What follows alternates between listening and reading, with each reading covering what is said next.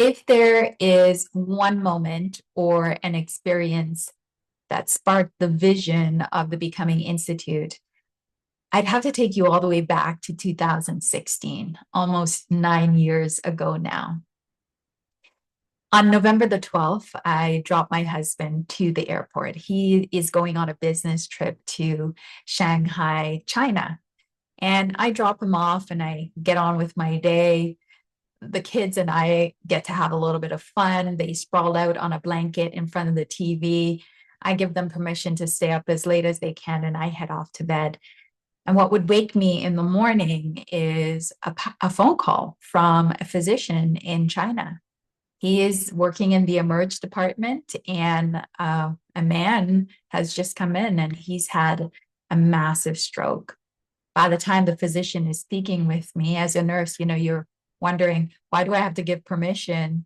And I ask the question, is my husband not conscious? And this physician is very delicate, very sensitive, and he says, no, he is not.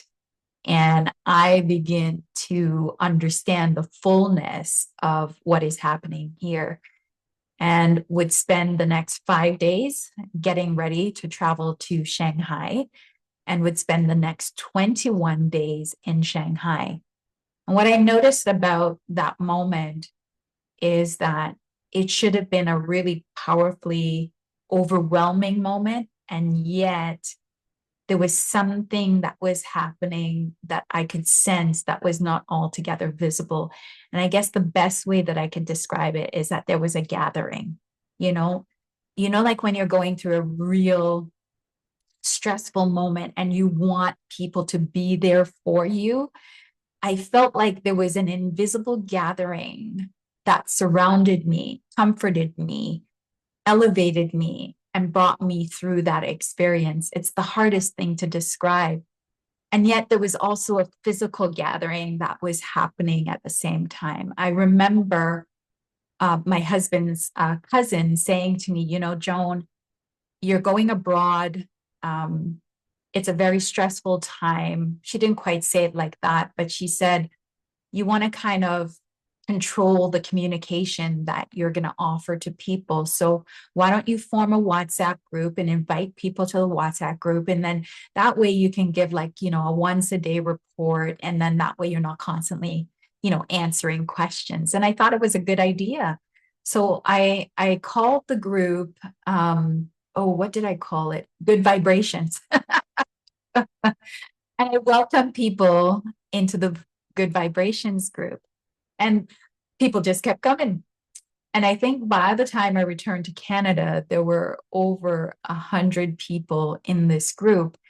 And in fact, beyond that group, there were people who had been thinking about me and thinking about my husband and sending us good vibrations. It was the coolest thing to walk into the emerge room of Brampton Hospital, and the X-ray MRI technician was like, oh, we've been praying for you. It was one of my most fabulous experiences. And my husband, by the way, is fine. He had a massive bleed area in the brain, caused a lot of damage, but he recovered in such a phenomenal way. He still struggles with his language center, but his comprehension is good. His long-term memory is just fabulous, even better than mine.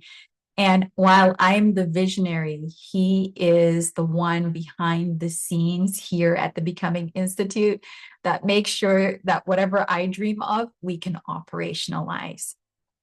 But something happened on that trip that I hadn't noticed until I came back.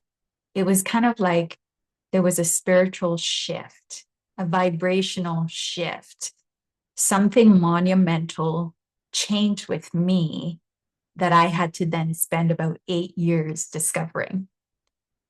So when I come back, by this time I had started my psychotherapy practice. And in fact, the week that was disrupted was the first week where I had a full roster.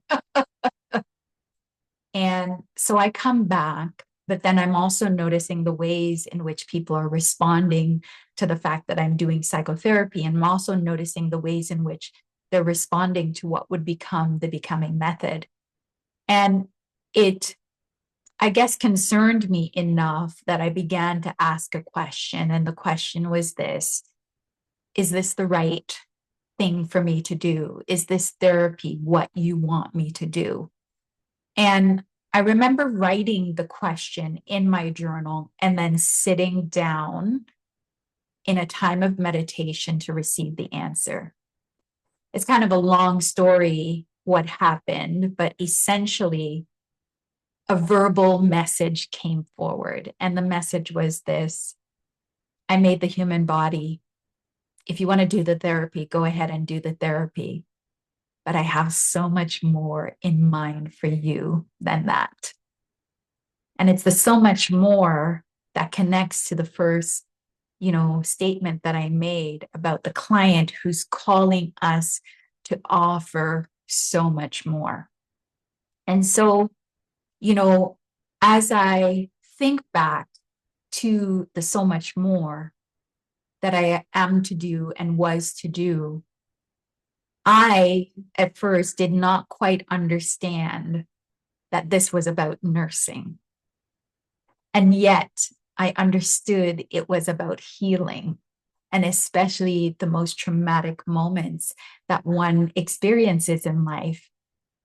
It takes our peace. And I realized that this thing, the so much more that I was to do, was connected to peace and connected to so many other things. And yet this would evolve in such a way that the nurse and the returning to nursing would come almost at the very end.